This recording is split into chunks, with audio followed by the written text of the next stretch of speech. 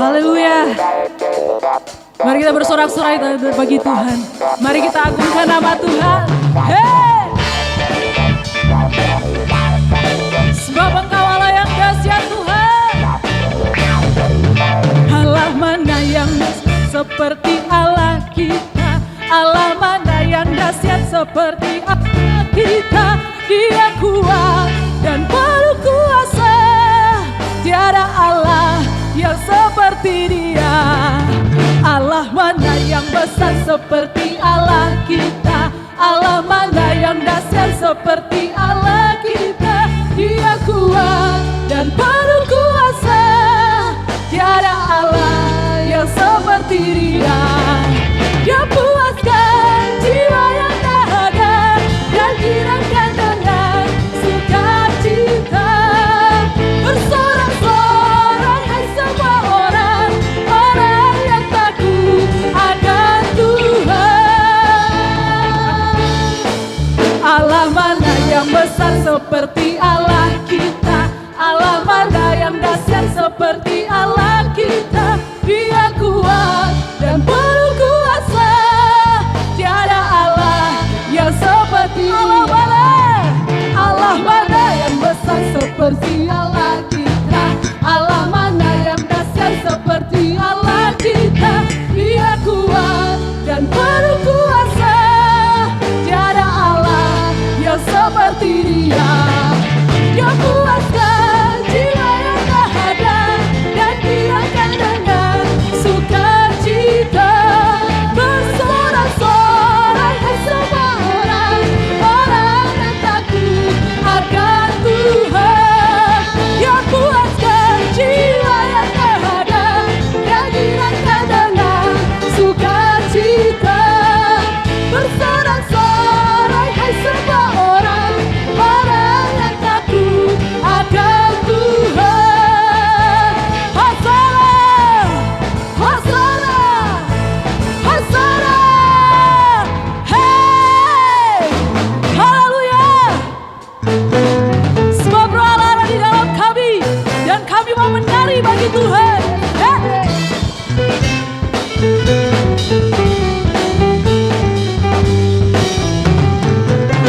Bila Roh Allah ada di dalamku, ku kan menari seperti daun menari.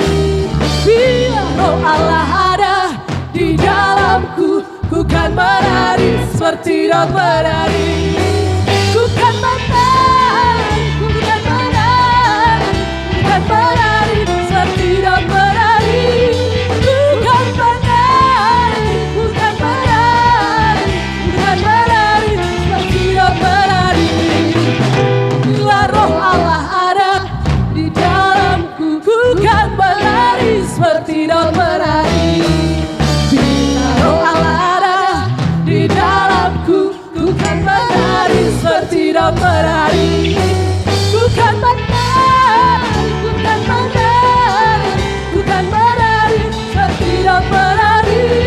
Ku kan menari, ku kan menari, ku kan menari seperti daun menari.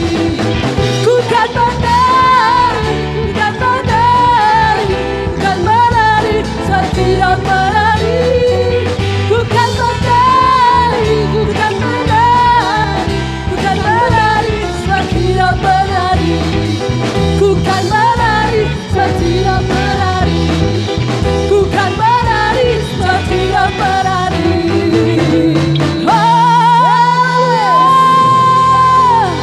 Sebab kami mau menari dan bersorak-sorak bagi Tuhan.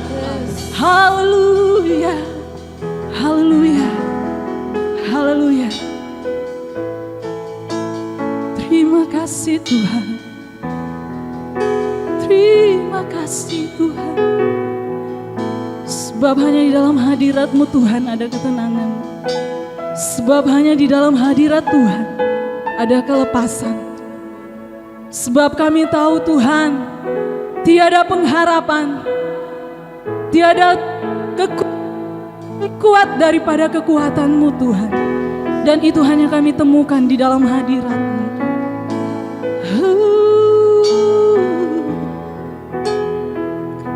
lebih rindu menyembahmu.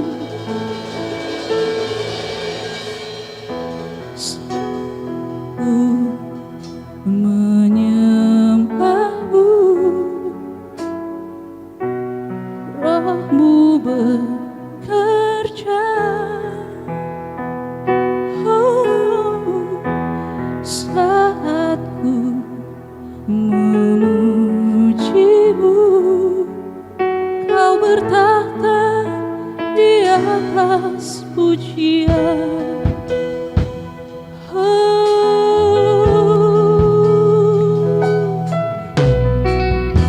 Saat ku menyembahmu, Rohmu bekerja. Saat ku memujimu, Kau bertahta di atas pujian. Ku angkat hatiku, pandang kekudusan. Ku pandang kekudusan-Mu. Saat ku sembah, ku puji-Mu, ku rasakan kehadiran-Mu Tuhan. Sebab kami selalu rindu menyembah-Mu Tuhan. Saat ku menyembah-Mu, Roh-Mu bekerja. Saat ku memuji-Mu, Kau bertahta di atas pujian. Ku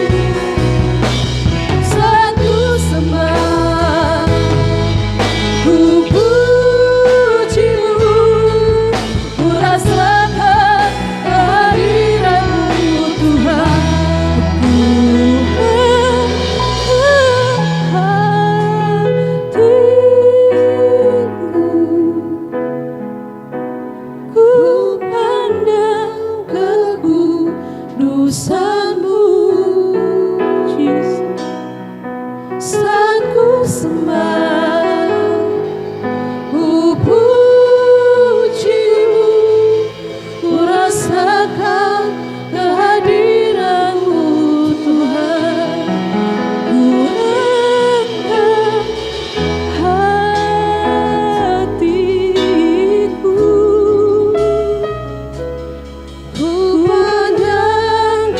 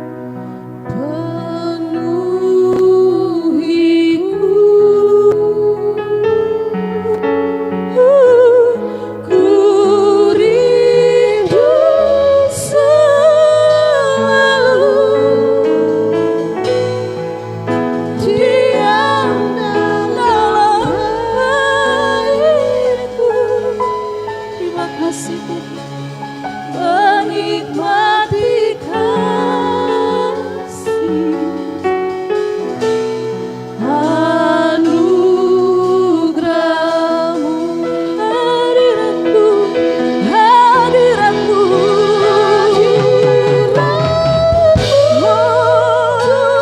ku rasakan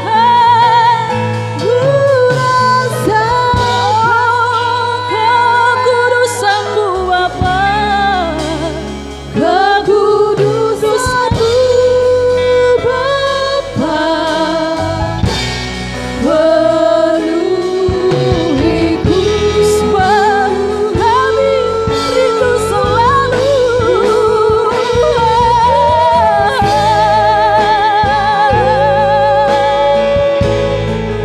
diam dalam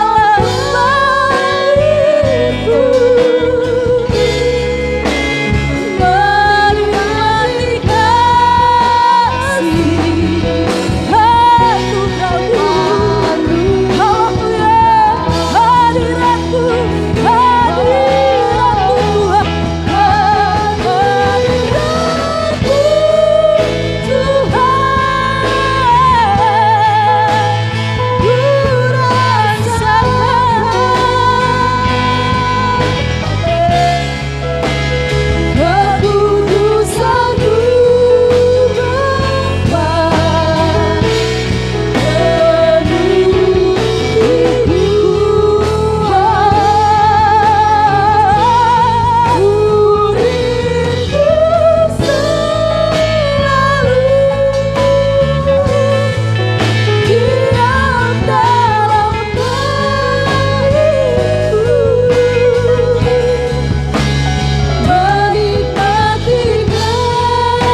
kasih anugerah-Mu.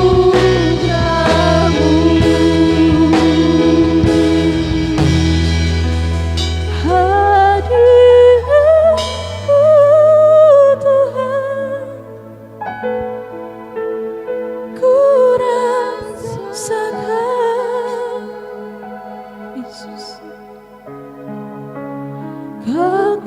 kekudusan-Mu Bapa Yesus, penuhiku,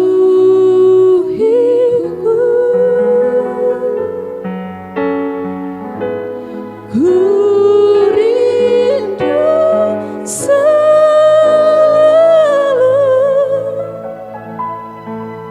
diam dalam bait-Mu,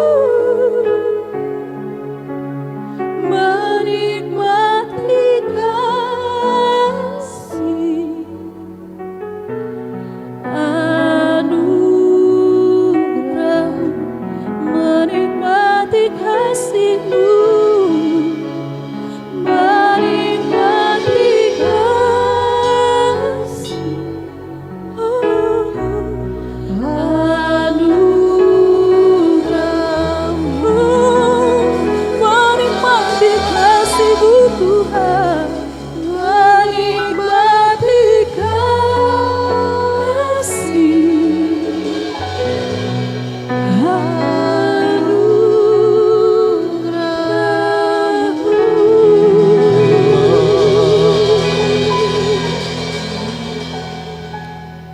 Kami tahu Tuhan adalah Allah yang penuh dengan kasih. Kami tahu Bapa yang kami sembah adalah Bapa yang mengasihi kami semua. Tidak ada nama lain yang olehnya kita bisa diselamatkan selain di dalam nama Yesus yang penuh dengan kasih, yang senantiasa telah dan sudah mengorbankan segala kemuliaan yang ada padanya hanya untuk semua yang mau percaya kepada Yesus Kristus sebagai Tuhan dan Juru Selamat dan mau melakukan kebenaran firman Tuhan, mengalami kasih Tuhan yang luar biasa.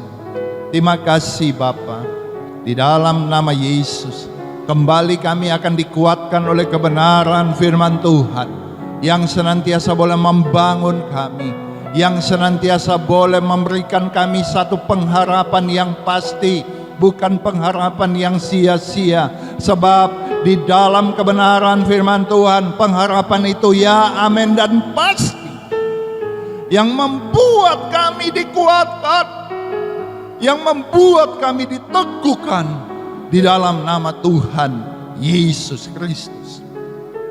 Sikap hati kami atur. Sikap hati kami tata supaya berkenan di hadapan Tuhan. Terima kasih Bapa.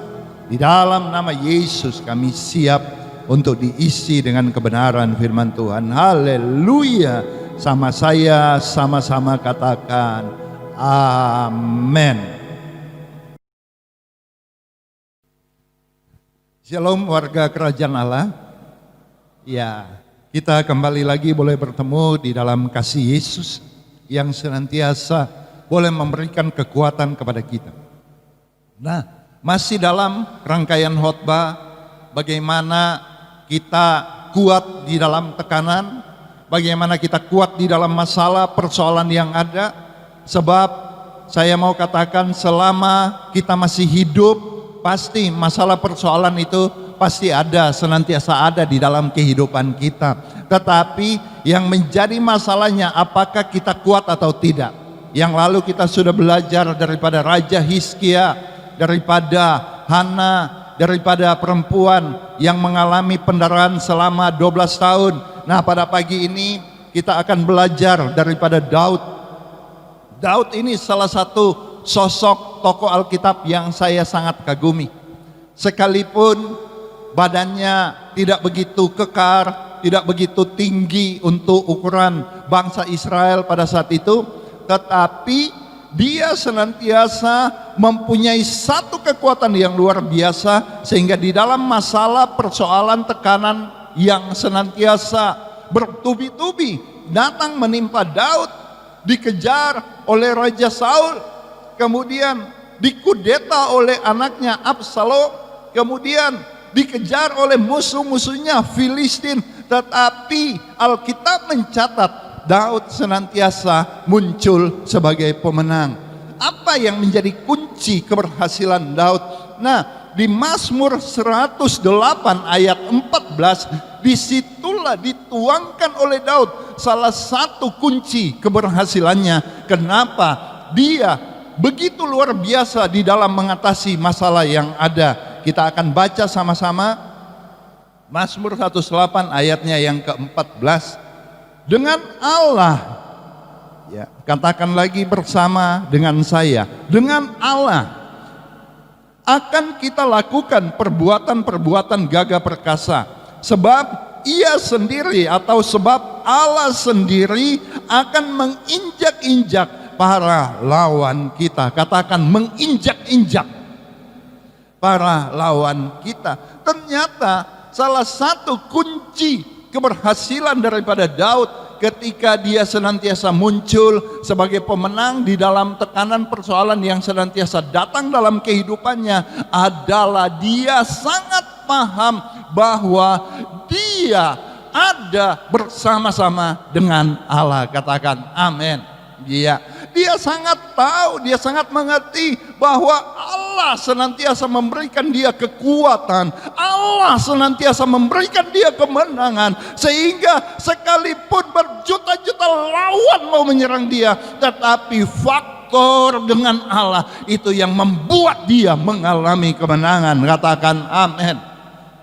Kita mesti paham dan mengerti sebagaimana yang Daud pahami, bahwa ingat bahwa kita bukan hidup dengan masalah, kita bukan hidup dengan sakit penyakit, kita bukan hidup dengan tekanan, kita bukan hidup dengan persoalan. Tetapi Mazmur 108 ayat 14 bilang begini, bahwa kita hidup dengan Allah. Haleluya. Hanya hidup dengan Allah yang membuat kita bisa meraih kemenangan. Di luar itu kita akan gagal, di luar itu kita akan jatuh, di luar itu kita akan habis semuanya. Tetapi apabila kita hidup dengan Allah, maka percaya, masalah boleh ada, silakan, tekanan boleh ada, silakan, persoalan boleh ada, silakan, tetapi kita percaya bahwa Allah yang akan menolong kita, Allah yang akan memberikan kekuatan kepada kita. Sekali lagi saya katakan, di dalam nama Tuhan Yesus, bahwa kita hidup bukan dengan masalah. Kasih tahu kiri kanan, engkau hidup bukan dengan masalah. Kita hidup bukan dengan sakit penyakit. Kita hidup bukan dengan persoalan. Tetapi saya mau kasih tahu bahwa kita hidup dengan Allah yang Maha Kuasa. Kita hidup dengan Allah yang gagah jaya dan perkasa, yang menolong, yang menyupport, yang menyelamatkan kita. Di dalam nama Yesus terjadi untuk engkau. Ketika Daud pahami akan hal itu, dia bukan cuma sekedar memahami sebagai satu pengetahuan belaka, tetapi Daud melakukan di dalam tindakannya. Ya, ketika para lawan menyerang dia, yang lebih dulu dia lakukan adalah dia angkat tangan kepada Tuhan. Dia angkat tangan kepada Allahnya yang Maha Kuasa. Allah tolong, Allah kasihani aku. Maka pada saat itulah kuasa di dalam nama Allah yang perkasa, yaitu Tuhan Abraham, Ishak, Israel, datang menolong Daud. Saat ini ketika terjadi pandemi COVID-19 atau COVID-19, kita belum tahu kapan ini akan berakhir. Kita belum tahu kapan ini akan selesai. Tetapi kita percaya bahwa Tuhan senantiasa mengontrol segala sesuatu. Amin. Kita terus berdoa sehingga segala sesuatu boleh kembali lagi normal. Tetapi dalam kondisi yang demikian, dalam suasana yang demikian, saya percaya bahwa kadang masalah persoalan membuat kita kehilangan arah, membuat kita kehilangan orientasi, membuat kita kehilangan fokus. Oleh sebab itu saya mau katakan, kembalikan pemahaman yang benar bahwa dengan Allah engkau sanggup melakukan hal-hal yang perkasa. Dengan Allah engkau dimunculkan sebagai pemenang, bukan sebagai pecundang. Dengan Allah engkau akan menjadi umat yang perkasa. Engkau manusia biasa, engkau umat Tuhan yang biasa, tetapi engkau mempunyai Allah yang luar biasa, sehingga engkau bisa melakukan hal-hal yang gagah jaya dan luar biasa. Haleluya. Kembalikan itu di dalam cara engkau berpikir. Haleluya. Sehingga saya percaya bahwa tetap engkau unggul di dalam suasana apapun. Ya, orang lain di sekitar engkau yang tidak mengerti faktor dengan Allah akan menangis, akan meratap, tetapi engkau akan penuh dengan sukacita, engkau akan penuh dengan kegembiraan, engkau akan penuh dengan iman yang penuh kepada Allahmu yang perkasa, yaitu Tuhan Abraham, Ishak, Israel. Saya percaya itu terjadi di dalam kehidupanmu. Nah, saya akan uraikan 4 makna arti dengan Allah. Yang pertama, kita tahu bahwa Allah adalah kasih. Nah, apabila kita hidup dengan Allah, berarti kita sedang hidup dengan kasih-Nya. Di 1 Yohanes 4 ayat 16, kita baca sama-sama. 1 Yohanes 4 ayat 16. Kita telah mengenal dan telah percaya kasih Allah kepada kita. Allah adalah kasih, dan barang siapa tetap berada di dalam kasih, ia tetap berada di dalam Allah, dan Allah di dalam Dia. Yang pertama, ketika kita mau hidup dengan 2 kata singkat ini, yaitu dengan Allah, berarti kita mau hidup juga dengan kasih-Nya. Sebab Allah adalah kasih. Allah atau kasih itu bukan bagian daripada Allah, tetapi ingat, Allah adalah kasih. Kalau kita hidup dengan Allah, berarti kita sedang hidup dengan kasih-Nya yang luar biasa. Haleluya. Nah, kasih ini yang akan membuat kita mengalami pengubahan. Hati kita yang dulu penuh dengan hati yang jahat, hati kita yang penuh dengan hal-hal yang tidak berkenan kepada Tuhan. Kemudian ketika kita bertobat terima Yesus Kristus sebagai Tuhan dan Juru Selamat, pada saat itu kasih Allah memenuhi kehidupan kita, kasih Allah memenuhi hati kita, maka mulai saat itu hati kita dipenuhi dengan DNA atau karakter daripada Allah, yaitu penuh dengan kasih, mengasihi Tuhan dan mengasihi sesama. Ya, mulai saling berbagi kasih, mulai saling peduli satu dengan yang lain, mulai saling menguatkan satu dengan yang lain. Tetapi teristimewa dan yang penting di dalam kehidupanmu adalah engkau mulai lebih lama lebih meningkatkan kasihmu kepada Allah. Engkau setiap pagi di dalam doa, engkau angkat tangan kepada Tuhan Yesus, katakan, Tuhan Yesus, aku mengasihi Engkau. Biarlah kasih-Mu senantiasa menguatkan aku. Biarlah kasih-Mu senantiasa mengurapi, memenuhi kehidupanku, sehingga aku bisa hidup dengan kasih Allah agapau. Aku bisa hidup dengan kasih-Nya yang luar biasa, sebab kasih Allah itulah yang mengubah kehidupan kita. Ketika kita mau hidup di dalam kasih Allah, kasih Yesus yang menguasai kehidupan kita, maka firman Tuhan bilang di 1 Yohanes 4 ayat 16, maka Allah ada di dalam kita. Yohanes 15 ayat 7, apabila Allah ada di dalam kita dan kita ada di dalam Allah, janji kebenaran firman Tuhan, mintalah maka kamu akan diberikan. Ini adalah satu janji kemenangan. Haleluya. Jadi dengan Allah yang pertama, hidup dengan kasih-Nya. Kita mau katakan bahwa kita ini adalah representasi kasih Allah. Di mana-mana orang akan bilang bahwa ini pengikut Yesus, berarti pengikut Yesus, murid Yesus harus penuh dengan kasih. Kristen, kebanyakan mereka katakan bahwa umat Kristen adalah umat yang penuh dengan kasih. Oleh sebab itu, ketika orang Kristen marah-marah, orang Kristen ngomel, mereka akan bilang begini, katanya Kristen, kok nggak ada kasih? Karena Kristen, pengikut Kristus, identik dengan kasih. Jadi kita adalah representasi kasih Allah.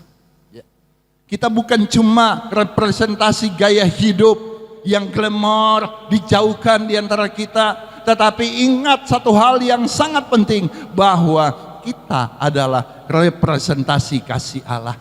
Dimanapun kita mesti buktikan bahwa kasih Allah hidup di dalam kita. Caranya apabila kita mengasihi orang lain, apabila kita mengasihi sesama melebihi daripada kita mengasihi pribadi kita. Haleluya.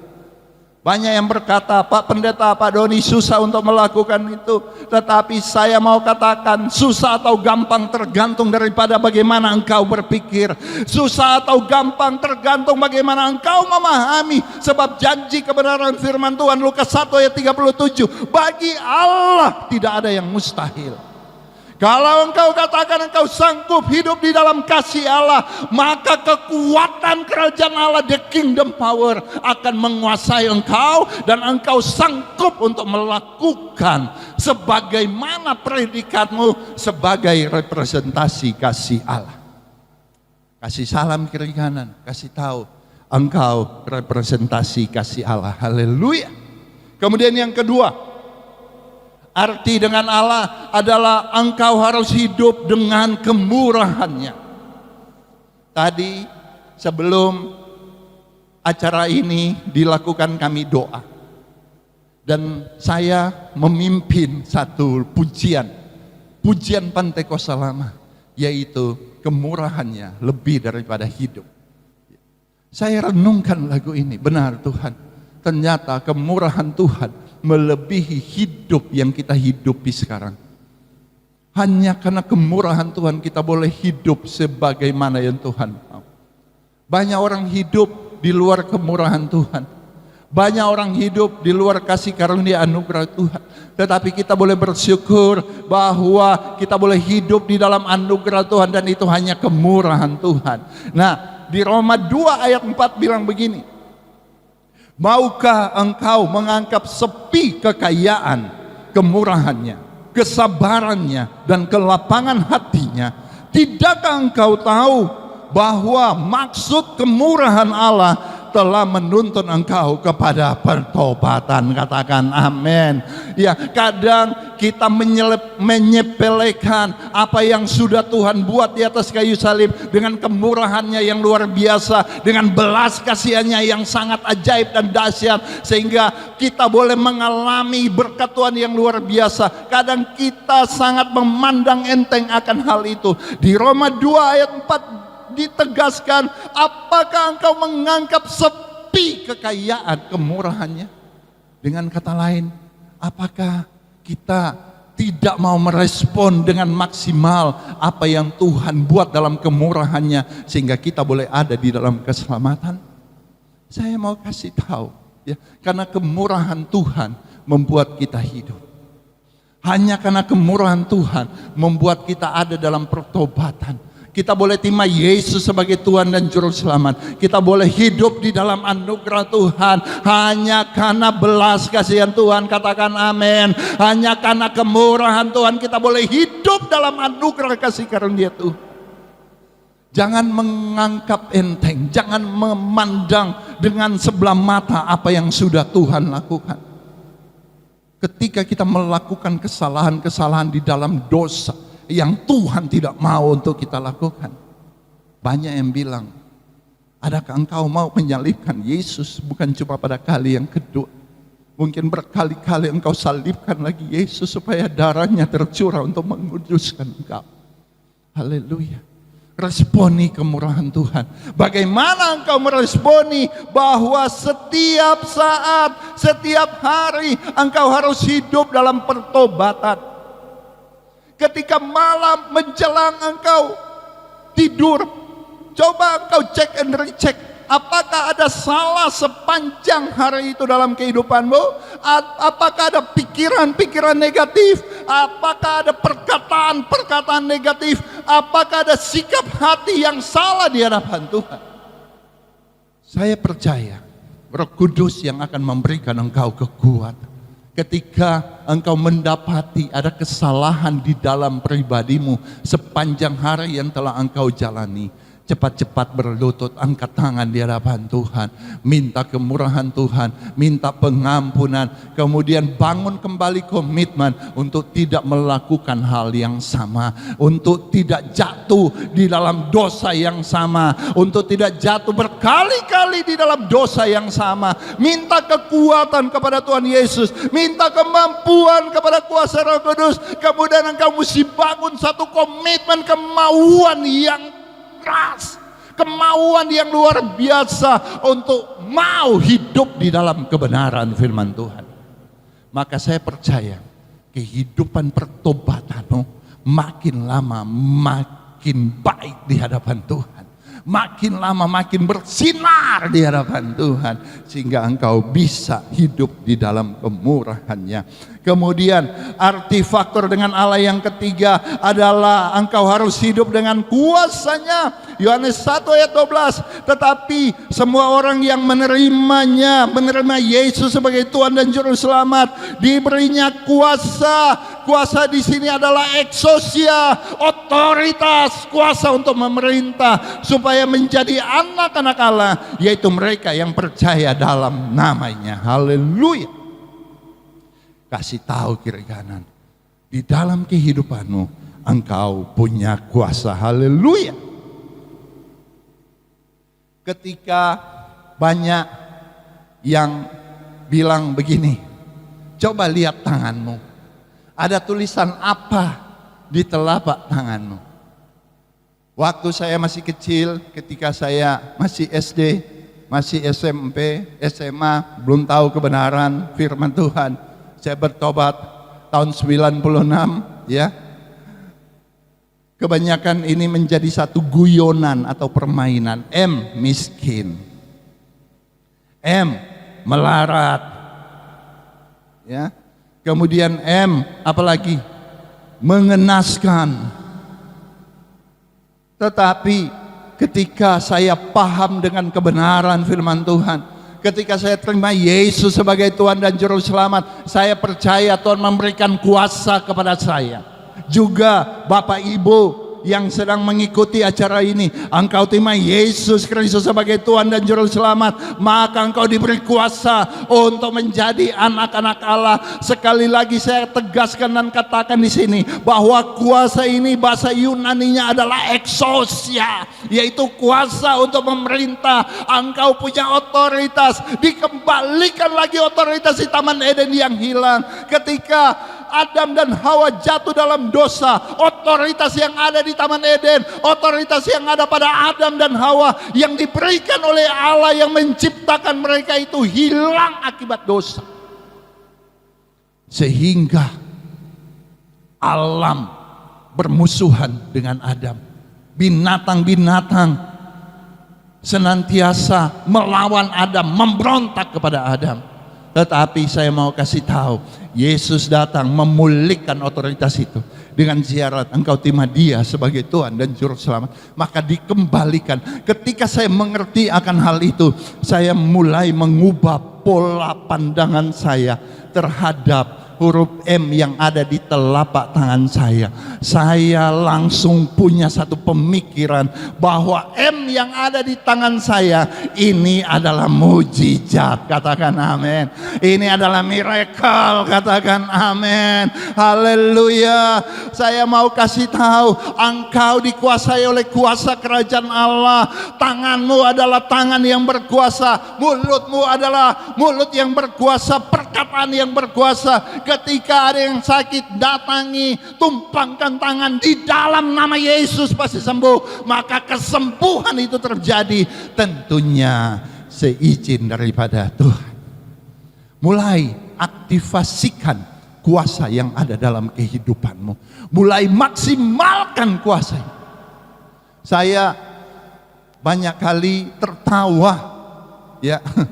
Bahkan saya merasa lucu kalau ada anak Tuhan yang sudah terima Yesus sebagai Tuhan dan Juru Selamat, itu takut kepada setan, takut kepada kuntilanak, takut kepada genderuwo, takut kepada kolong wewek atau apapun itu. Saya merasa lucu.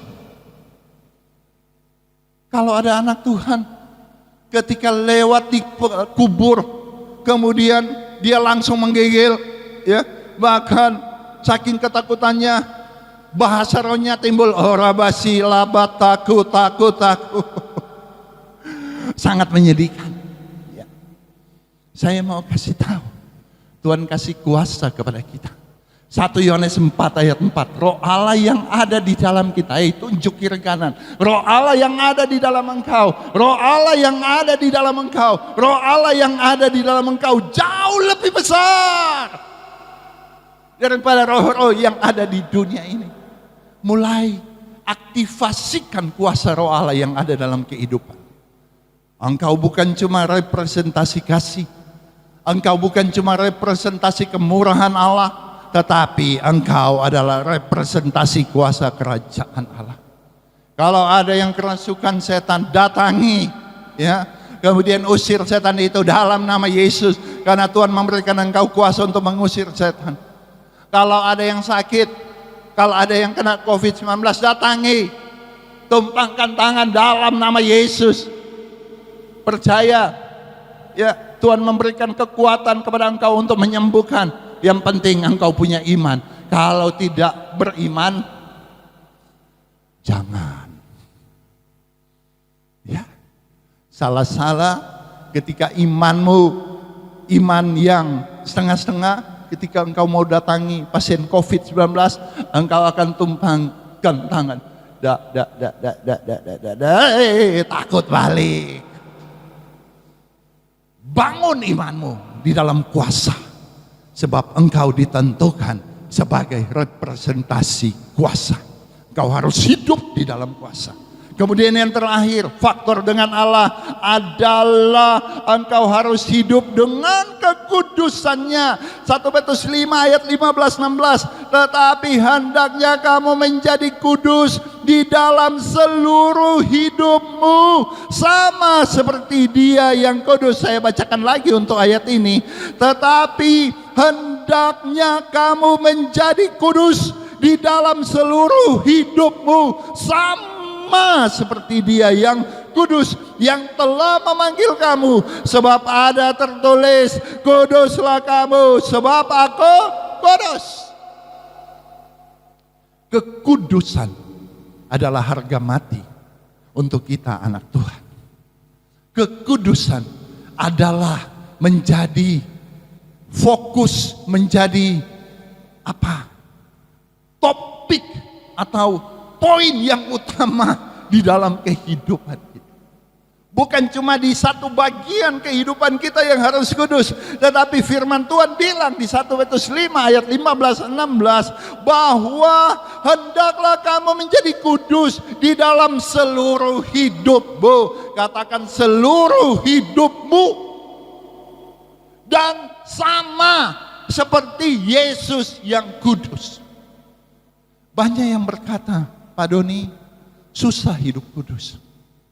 Satu kali saya pernah mengikuti satu acara meeting kerohanian. Saya tidak sebut acara itu acara apa, di organisasi yang mana. Kemudian di situ bahas tentang kekudusan. Kemudian banyak di antara mereka bilang begini, bahwa untuk hidup kudus kayaknya tidak mungkin. Untuk hidup kudus kayaknya susah. Saya cuma bilang begini, kalau firman Tuhan bilang hendaknya kamu hidup kudus, berarti kita mampu untuk hidup kudus. Katakan amin. Sekalipun untuk mampu dan bisa hidup kudus itu kan ada dua faktor. Yang paling utama tentunya faktor daripada Tuhan Yesus. Dia yang akan menguduskan kita dengan kemurahannya, dengan kasih karunia-Nya. Tetapi yang kedua adalah kemauan daripada kita untuk hidup kudus. Ketika ada dua faktor ini, saya percaya kekudusan bisa kita gapai. Haleluya. Kekudusan bisa kita hidupi kalau betul-betul kita maksimalkan dua faktor ini, yaitu faktor kemurahan Tuhan, anugerah kasih karunia yang menguduskan engkau dengan darah anak domba Allah. Kemudian yang kedua adalah kemauanmu untuk hidup kudus. Tanpa ada kemauanmu, saya mau katakan Tuhan yang kita sembah, Yesus Kristus Tuhan, bukan tipe Tuhan yang mendobrak pintu. Bukan. Dia adalah tipe Tuhan yang memanggil. Matius 11 ayat 28. Marilah engkau yang letih lesu dan berbeban berat, aku akan memberikan kelegaan kepada engkau. Dia memanggil. Banyak kali kita mau bahwa pada saat Tuhan memanggil, ada malaikat Tuhan yang dorong kita untuk memenuhi panggilan kita. Saya mau katakan ketika Tuhan memanggil, kita yang harus respon untuk melangkah memenuhi panggilan Tuhan. Pada saat ini, ketika engkau sedang dengar khotbah ini, Tuhan sedang memanggil engkau untuk hidup dalam kebenarannya. Wahyu 3 ayat 20, Tuhan sedang mengetuk pintu hatimu, untuk membukakan pintu hatimu, untuk membiarkan Yesus masuk dan menjadi raja di dalam kehidupan. Haleluya. 4 hal ini ketika engkau hidupi manifestasi makna daripada dengan Allah. Yang pertama adalah dengan kasih-Nya. Kemudian yang kedua adalah dengan kemurahannya. Kemudian yang ketiga adalah dengan kuasanya. Kemudian yang keempat adalah dengan kekudusannya. Maka saya percaya engkau akan muncul sebagai pemenang. Pada saat ini saya mau sampaikan, saya tidak tahu engkau sedang mengalami hal yang bagaimana. Mungkin engkau sedang dalam tekanan, mungkin engkau dalam putus pengharapan, mungkin engkau sudah kehilangan arah, engkau kehilangan harapan, engkau hopeless, bahkan engkau kehilangan pekerjaan, engkau jobless. Tapi saya mau kasih tahu bahwa Yesus mengasihi engkau. Tuhan Yesus mengasihi engkau. Dan firman Tuhan daripada Yesus Kristus Tuhan, yaitu Injil yang mengubah engkau. Mari datang pada Yesus. Buka hatimu. Terima Yesus sebagai Tuhan dan Juru Selamat. Hiduplah dengan Allah. Hiduplah dengan Tuhan Abraham, Ishak, Israel. Hiduplah dengan Tuhan Yesus Kristus yang menolong engkau. Maka saya percaya apa yang menjadi masalah, apa yang menjadi persoalanmu, Yesus sanggup untuk menolong engkau. Yesus sanggup untuk memberikan engkau kekuatan. Yesus sanggup untuk mengangkat engkau. Percayalah akan kebenaran firman ini, maka engkau akan hidup. Haleluya. Kita satu dalam doa. Bapa Surgawi, kebenaran firman Tuhan sudah disampaikan.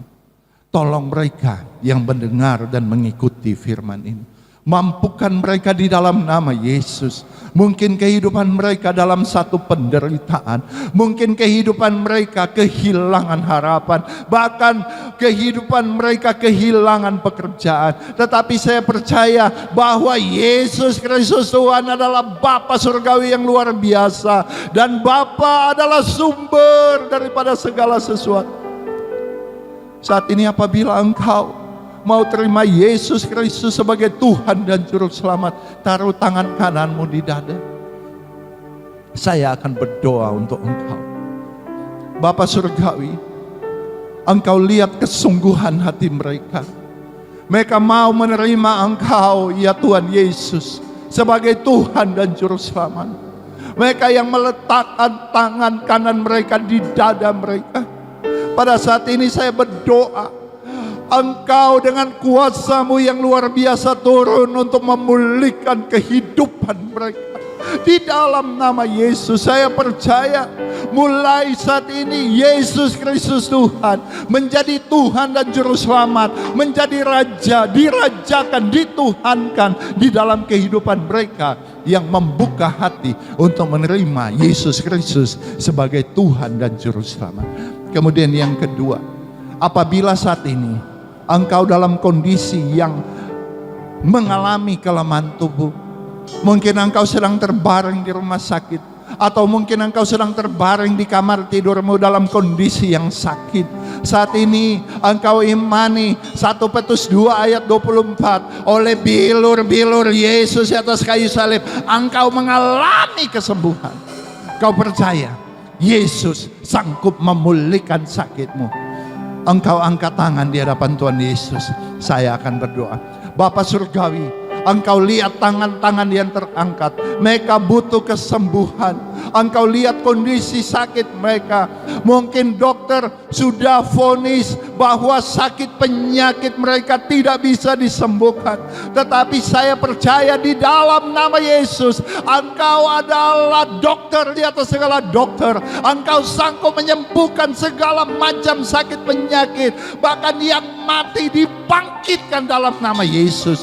Oleh sebab itu saya minta dan saya mohon, anugerahkan kesembuhan untuk mereka dalam nama Yesus. Segala macam sakit penyakit yang mendera tubuh mereka di dalam nama Yesus disembuhkan. Saya percaya, dan engkau juga mesti percaya bahwa Tuhan Yesus telah menyembuhkan engkau. Kemudian yang ketiga, apalagi apabila engkau sedang mengalami masalah ekonomi, engkau angkat tangan di hadapan Tuhan. Engkau minta hikmat kepada Tuhan. Engkau minta supaya Tuhan membukakan engkau pekerjaan yang luar biasa. Dalam nama Yesus aku doa, Bapakku, dalam nama Yesus, engkau yang memberikan hikmat, kemampuan kepada mereka untuk senantiasa memaksimalkan potensi yang ada di dalam kehidupan mereka untuk menghasilkan. Sebab saya percaya mereka engkau ciptakan dengan potensi-potensi yang luar biasa. Mampukan mereka, Roh Kudus kasih penerangan kepada mereka untuk memaksimalkan potensi yang ada di dalam kehidupan mereka, sehingga mereka boleh hidup sebagaimana hamba Tuhan 5 talenta dan hamba Tuhan 2 talenta yang memaksimalkan potensi yang ada. Terima kasih Bapa. Aku berdoa untuk semua sidang jemaat Gebiro Kota Mobagu yang sedang mengikuti acara ini. Dalam nama Yesus, Tuhan yang memberikan mereka kekuatan, Tuhan yang melindungi mereka, dijauhkan daripada hal-hal yang jahat. Tetapi dalam nama Yesus didatangkan hal-hal yang penuh dengan kebaikan. Angkat tanganmu di hadapan Tuhan. Biarlah senantiasa shalom, damai sejahtera Allah boleh menguasai kehidupanmu. Engkau hidup dalam kelimpahan, sebab Yesus datang memberi hidup yang berkelimpahan dalam segala hal. Engkau diangkat jadi kepala, bukan jadi ekor. Semakin lama semakin naik, tidak turun. Engkau percaya, aku percaya, maka itu terjadi dalam kehidupanmu. Terima kasih Bapa, dalam nama Tuhan Yesus Kristus. Haleluya. Yohanes 3 ayat 30. Kemuliaan hanya bagi Yesus. Yesus Kristus makin besar, kami makin kecil di hadapan Tuhan. Dalam nama Yesus. Haleluya. Tuhan Yesus memberkati. Shalom.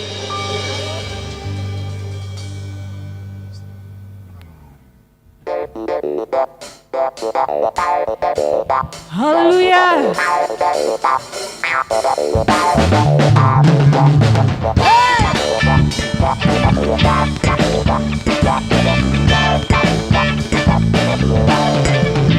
Allah mana yang besar seperti Allah kita? Allah mana yang dahsyat seperti Allah kita? Dia kuat.